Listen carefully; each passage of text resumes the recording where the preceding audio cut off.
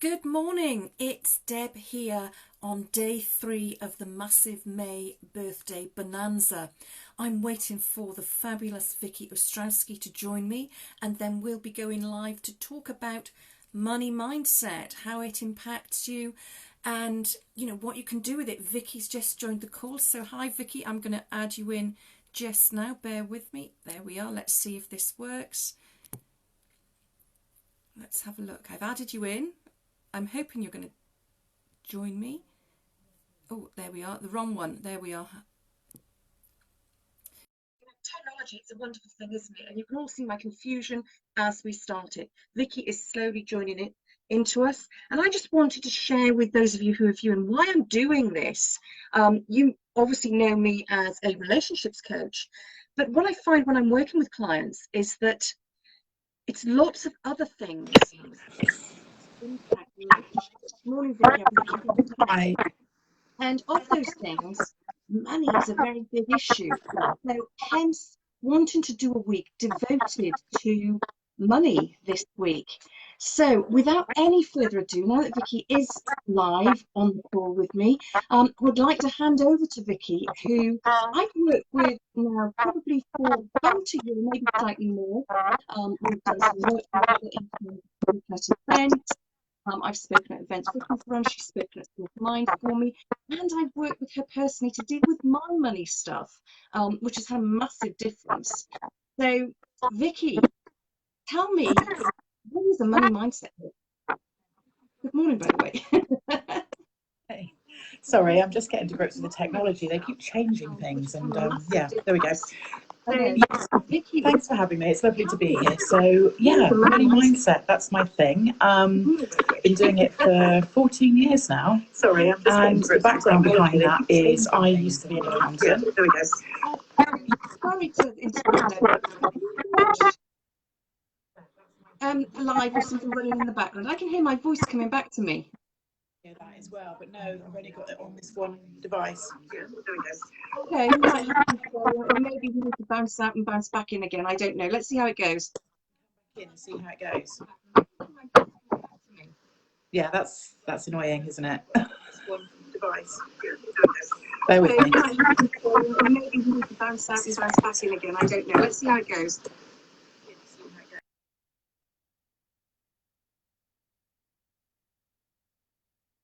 This is exciting viewing, isn't it? Technology issues on day 3. But it shows that we're all only human. I haven't really got much of a clue. I can go live on my own. I've managed to invite Dawn in yesterday. Hopefully we're getting Vicki back in just a few moments, and we'll take it from there. It's all part of the challenge. It's all sent to try us. And I have asked today if there's other ways that we can do these lives to make it easier to bring people in, and I've had a few suggestions which I will be looking into this afternoon, and we'll take it from there. Let's see if I can bring Vicki back in. It says that we're adding Vicki, and then Vicki. Can you hear me? I can. Is that better? That's much better, yes. Yeah, I just put headphones in, so goodness only knows. Sorry about that. That's all right. That's fantastic. So where were we? I asked you, what is a money mindset coach, didn't I? You did, yes, and then it echoed back to me, so apologies for that. A money mindset coach is somebody who helps you get to grips with what is actually keeping you stuck with regards to money. So we all have beliefs about everything, not just money. And those beliefs prop up how we act and react in certain situations, around certain things, money especially. So to give you an example, I'm an ex-accountant, don't hold it against me. And when I was in accounting and kind of people were having problems around and with money, you kind of soon discovered by talking to them that it actually wasn't money at all. It was around their beliefs that were propping up what they did with money. And this is something I've researched relentlessly and researched for nearly 5 years at one point in time about why people do and behave the way they do around money. So, for example, if you believe that money does or makes people do horrible things, you're always going to limit how far you can go, because you'll have a belief that over a certain limit, that's when people start to act sort of irresponsibly or cruelly, or start to do horrible things to other people where money's concerned. So. Okay. So does it work the other way then? If people think, or you hit, what's the classic one? Money doesn't grow on trees. Mm-hmm. That's a limiting belief. That's a limiting belief. So if somebody thought, oh, money's so easy to come by, does that then impact them in the other way? Yes, generally. There's about there's an 80-20 rule. We all have stuff, we've all had things go on. We were all brought up in very different ways, and our parents would have had their own set of beliefs as well. And we would have not realised it at the time, but we would have heard things like, do you think I'm made of money? Money doesn't grow on trees, really, really popular one. Oh, so-and-so down the road, they've got more money than sense. And, comments like that. But we would have absorbed all of that, especially between the ages of 0 and 7, when our conscious mind isn't kind of developed enough for us to question things, sort of not externally of our environment anyway. So all of this would have, got stored away for prosperity and come with us. So about 80% of us have some kind of beliefs around money that aren't necessarily really, really severe, but will cause us to believe certain things about it. Like some people will believe that, they're only worth a certain amount because perhaps somebody said to them at school, for example, you'll never amount to anything. You'll never be a success. Mm-hmm. And it sticks. And we form beliefs around that. And then it's like a string of beads. We impact that with another belief and another belief and another belief to kind of reinforce the original belief.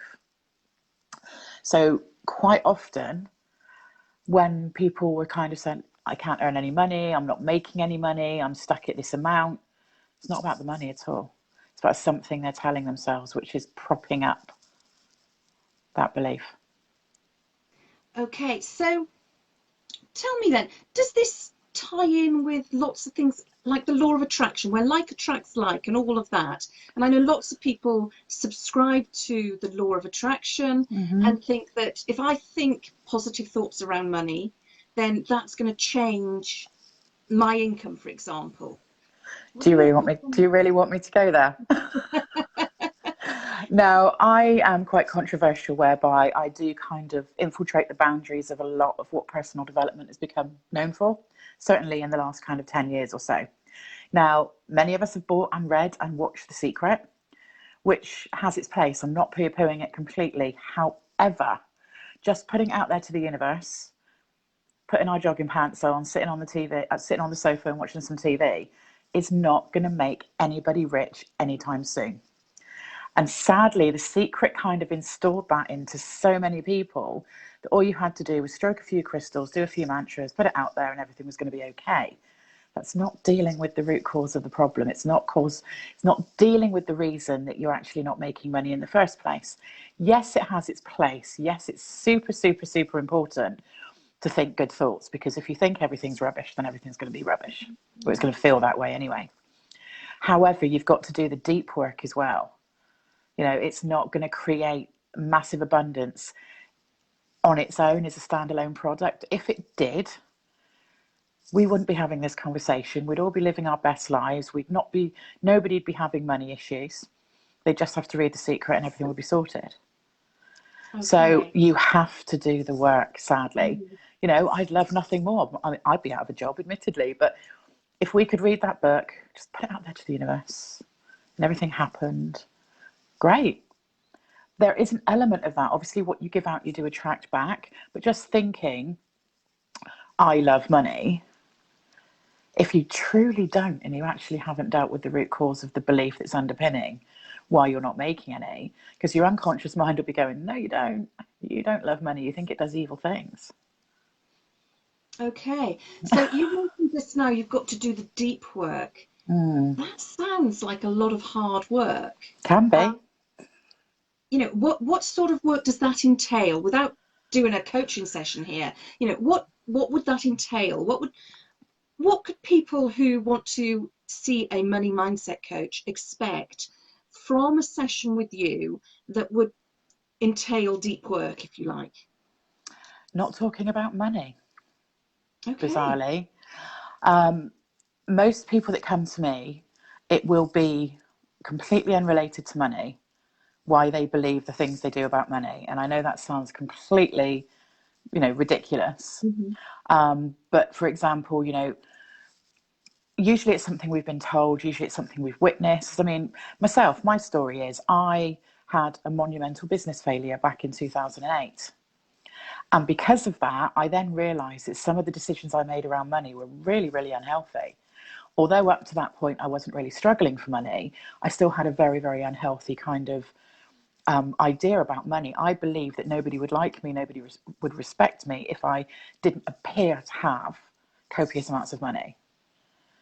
Now, that was a really, really limiting belief because I was pushing myself, making bad decisions to appear to the outside world. And that's what caused me to investigate it further. So the deep work is finding out what it is that you believe about yourself, your self-worth, the world around you, people around you, in order to find out what's keeping you held back with your money. So we don't sit in the past, we don't wallow in the past, but the root cause of everybody's money blocks is somewhere in your past. I mean, it can be the most bizarre things, just trying to think of an example without it being with somebody that I'm working with currently. But things like, I used to be told as a child that, you know, if you have a lot of money, it makes you a really, really bad person. But then I had a real kind of strange relationship because one parent would tell me that money was bad and people with money were bad, because my other parent, and they were divorced, had quite a lot of money. So obviously the parent that was telling me that people were bad, that had money, was trying to get me to form a belief around the person that had money, i.e. my dad. Whereas my dad's attitude was very much like, nobody will respect you if you're not doing really well. Nobody wants to know you if you haven't got lots of money. And so there was that real conflict. And it wasn't until much later in life that I realized that those two things were pulling me every which way in the decisions I made about money, which ultimately, and I took full responsibility for what happened, resulted, okay, we were in a recession as well, but some of the decisions I made were crazy around That's really money. interesting. So it is quite a deep subject, and it's one that not everybody is ready to address. Oh, you're back. We froze. Technology is not our friend today, is it? It's one that not everybody is willing to address or not ready to address, because it means, it means sort of getting really up close and personal with some really limiting beliefs sometimes. Oh, excuse me, some pretty astounding beliefs. It's like some people believe that taking money off of people is wrong in some way. It's unethical. So even to charge an adequate rate for their services for somebody that does like what you and I do, for example, will paralyze them with fear. So they'll be vastly undercharging. They'll be struggling, doing really powerful work with the people that they work with, but actually, barely getting by themselves because they have this belief installed from somewhere that they can't ask for money because it's unethical in some way. Okay, that's really interesting. And I know from the work that we did together that some of my limiting beliefs around money came from my parents who, and I understand when you say, people are worried about what it might bring up and they don't want to do the work. I didn't want to shame my parents, for want of a better phrase, because I have a really good relationship with them. But we uncovered that my parents had a massive distrust of people who had outward signs or material possessions showing that they had lots of money. And of course, that impacted upon me. So I was saying, well, I can't have lots of money and lots of nice things because then my parents aren't going to like me. Absolutely. It is very difficult. You're right, the deep work. And I know I'm perhaps asking leading questions because I know the work that you do and I know the impact it can have, the positive impact. But for people watching, it can be scary to get involved because you don't know what's going to come out of it. If you could give us perhaps one bit of advice or one tip to change our money mindset, what would that be? Oh, one. What would that be? Well, you can give us Okay. lots if you like, but I don't want to take lots of free advice off you. So, Right. Firstly, be open-minded, and firstly, Mm, be very, very aware. And this will be huge to change your money mindset. You have probably blamed money for lots of things in your lifetime if money is a bit of an issue for you, if it's a bit of a grey area. So whatever you believe money to have done for you or to you, it actually didn't. okay. So if you start to think about that, it will start to kind of change your perception of money. Money is a means of exchange. Money is designed to make us exchanging goods and services easier. It's a lot easier than having a handbag full of camels. So that is literally all it is a means of exchanging goods and services. It doesn't Okay. physically do anything to you. What does the things that we believe money does is the emotions and the beliefs that we attach to it. Okay. So what you're saying then actually is money isn't the issue, it's the choices we make about what to do with that money is Money is the issue. money is never the issue. That's really interesting. And that comes from somebody, and I'm not coming from it, and I'd like to just put this out there. Anybody that's like, oh, it's all right for her, she's obviously got lots of it. That's actually, my story, Deb. I have been on my backside, homeless with 2 kids, with no money. So I don't come from a place of grandeur when I say this. It's not Mm, something that I'm, saying to people from my ivory tower. I know what it's like to have to hunt down the back of a sofa to be able to afford to buy bread to feed the kids. So I'm not coming from a place of, delusion, having mhm, wallowed in my millions for my entire life. That's so not true. But we all hear it. We all know somebody who's gone like, oh, money caused my divorce. Money caused my business to fail. If it wasn't for money, my partner wouldn't have left me. Oh, my kids are just so disrespectful because it's all about the money. No, it's not. It's all mhm. about the beliefs that we've attached to money and the emotions that we attach to it. Money cannot physically harm you in any way, shape, or form. It can't put a balaclava on, break into your house, and rob you. It's only the beliefs that we attach to it that make it fearful. That's great. And it's, you'll have seen the live I did Monday where I said, there Mm, was a time where I was saving my coppers in a jar, and I still save my coppers because that to me, it's a sign that, I was once at that point where I couldn't scrape together the money for a loaf of value bread and a pint of milk, and I had to yeah. raid my coppers jar. Um, but also enabled me to develop the psychology of saving, even though some weeks I was only saving 2p or 3p at a time. Mm, It still I was saving something for my future. So when you've come from that place, it's very easy to look back and say, oh well, I've been there, we got through it, we survived, and now we know where we're going, we've got all the sort of things in place, the mechanisms in place we need to ensure we're safe. But for people who've not been there and are fortunate enough not to be there, mm-hmm. and this is probably a really scary time now for people who are either employed and furloughed, for small business owners, and I know we've got a mix of both in the group, Yeah. thinking, well, I've never been in this position financially. I don't know how to cope. And how can they alleviate their fear or their concerns right now? And do you have any practical tips for them that could Yeah, because stop them? that's Go ahead. something else that's very, very important. It's not just about the voodoo. It's not just about the mindset. You Mm, do have to have systems in place. But equally, if you're used to kind of, say you have got an ample supply of money at the moment, but you've been in a space where you've had to count the groceries in and out of the trolley to make sure it doesn't go over £30. If you continue to do that, you're actually keeping yourself in that space of lack. So you're actually keeping your limits kind of, with a glass ceiling. But and I know it's very, very difficult, I've lost clients, it's been a very, very strange space the last few mm, weeks. Just be completely transparent. Money isn't shameful.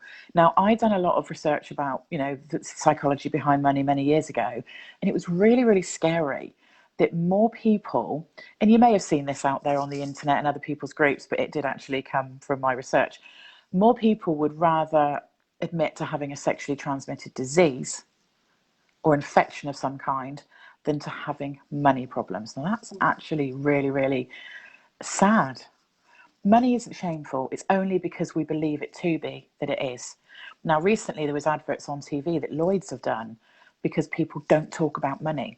Yes. So that's the best piece of advice I can give you right now. If you're starting to struggle, whatever your environment is, have conversations about it. Talk to people like me, like you, other people that can understand. But most importantly, if you can't pay your bills, ring the companies. Most people, believe it or not, it's a complete myth that burying your head in the sand because companies are scary and they won't do anything to help you. They will. Now, when my business tanked, I was left with best part of £200,000 worth of personal debt. Being an accountant, bankruptcy wasn't an option for me, or I believed that it wasn't at the time. And by making phone calls, by having very, very sometimes difficult conversations, I got on top of it all and I cleared it and I, sort of got my life back. And they will work with you, believe it or not. And that is the one good thing that came out of the credit crunch. If you phone them, if you have open and honest conversations, they will work with you. They don't want to take you to court. They don't want the hassle of instructing solicitors to chase the money. They'd rather work with you to put something in place that works for you for an interim period while you get back on your feet. So that is really, really important. That's the best piece of advice that I can give anybody right now. It's not shameful. It really isn't. Just ask for help and make those calls and have those conversations. Because if you don't act now, I wrote a book about this back in 2009 as well. And one of the money personality types is ostrich. We believe that, bury our head in the sand, it will go away. Scared to open the post, worried when the post comes in case it's more debt collection letters. I went through a stage where I was absolutely petrified every time there was a knock at the door, because of the things that had been created by the debt from the business. But that doesn't have to be how you live. All it means is picking up the phone and making some phone calls. And honestly, absolutely 100% guarantee that I've not come across a company that's not prepared to work with you right now. Now, we may believe that the person on the other end of the phone is judging us in some way. We also have to bear in mind they're just doing a job. They're just trying to get by like we are. And if we believe they're judging us in some way, that's our belief. And at the end of the day, as long as we make our life more manageable financially, does it matter whether they judge us or not? We do not know what their circumstances are. They might be in neck deep like we are. But, they're just doing a job at the end of the day. Yeah. So, let's pick up the phone, have those difficult conversations. Yeah, and it's funny, isn't it? Because I found I had to do the same when I went through bankruptcy, have those difficult conversations. And it actually stopped me becoming fearful in the future because, life is a series of ups and downs. It is, yeah. None of us know for sure. It's not been plain sailing since. And I've had some of those conversations since. But having done it in bankruptcy, it was so much easier to have to do it again. And say, look, I'm really struggling at the moment. Things have changed in my lifestyle. I had a massive operation a number of years ago where I was struggling to meet my commitments. But pick up the phone and say to them, look, I need a payment holiday. And they were really understanding. Absolutely. And, life does go like that. Life isn't static. And as you know, my husband became ill a few years ago. I then had to have a few of those conversations just while we regrouped. Exactly. But life is okay. Life is okay. It absolutely breaks my heart when you see that people have actually ended their life over money. It absolutely does not have to be that way. There is always an answer. We're very good as human beings to kind of take our problems internal, especially when money is concerned, sadly, as them being unique to us. And there's nobody out there that will get it. How can anybody possibly understand? We do. While I work with kind of the other side of money beliefs now, I'm also, very astute as to, putting a system in place with people, which I do. Some people come to me and not only have they got some really funky money beliefs, they also have no kind of system in place in order to kind of get out of the other side of it as well. And if most people know that a lot of lottery millionaires will go broke very, very quickly. And that's because they've not dealt with their beliefs and they've also had no system in place. So their old beliefs that are probably, I'm only worth a certain amount, will do everything, your unconscious mind will do everything in its power to get rid of that money. So even if, and this is what people say, you know, people come to me a lot and say, oh, everything would be okay if I had £10,000. Only in the short term. Yes. Because there's no systems and there's no kind of dealing with the stuff that's actually keeping you sort of broke in the first place. So yeah, you know, that's the best advice I can give to anybody now who is thinking, I'm really struggling, nobody gets it. Yes, we do. You know, reach out. That's the best advice I can give at the moment. And how would people reach out to you, Vicky, if they wanted help? To me, I'm on Facebook, Vicki Ostrowski. So find me there and obviously send me a message. But equally, you can also find me over at vicky-o.com. So Fantastic. yeah, so I'm quite easy to find, quite a unique name. That's brilliant. And you know, going back to what you were saying about having those difficult conversations, and I know I'm not taking anything away from you here by saying this, but if anybody is in that situation, when I went through bankruptcy, I actually scripted out so what I could say for those difficult conversations. Yeah. And I have it just on a worksheet. So if anybody wants some words around what do I say when I pick up the phone and have that conversation, just reach out. I'm happy to send you that worksheet across. It's the words I used when I had to pick up the phone and say, look, I'm really struggling. I don't know what to do. And it really helped me. So And your mouth will go dry. Your throat will feel like it's yeah, closing because, again, like I said, so many people don't talk about money. I can So to remember have the that lectures. conversation, yeah. But Yeah. once you've done it once, it will feel, I mean, but equally, there is a flip side to this. When your situation is better, don't let it become habitual. Because I Mm. also meet people that happens to as well, that they're used to ringing up and kind of brokering deals, so to speak, with people they owe money to. So it then becomes a habit. It almost becomes like, yeah, seeing how long they can kind of get away with things. So don't allow that to happen. Like I said, it's a moving target constantly. But yeah, once you've done it once and you realise that they're not, you know, nothing bad is going to happen from picking up that phone. The worst that can happen is they don't give you a quite as good a deal as you hoped for. But equally, that's much, much better than pretending it's just going to go away.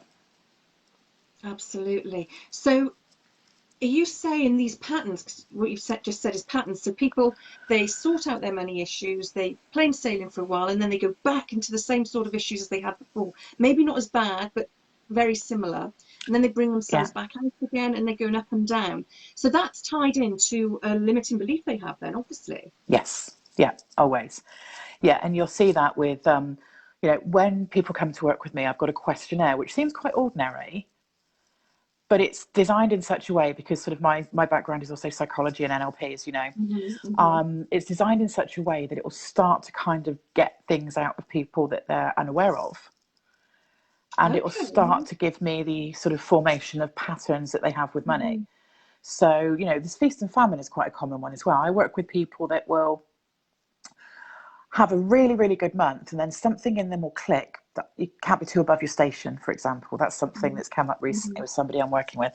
Yeah, don't be too big for your boots. Don't be too above your station. Yeah. That's something that they were told when they were younger. So they'll have a really, really good month and then they'll like literally take, you know, put the brakes on for the following month and then really struggle. And then only when it gets to crisis point will they kind of upswing again and have another really good month. And then the next couple of months will probably be really, really a real struggle. Yes. Because there's that limiting belief deep in their unconscious that's telling them like, oh, no, don't, you know, don't be above your station. So you've had a good month. So now basically you need to get back to where you believe you deserve to be.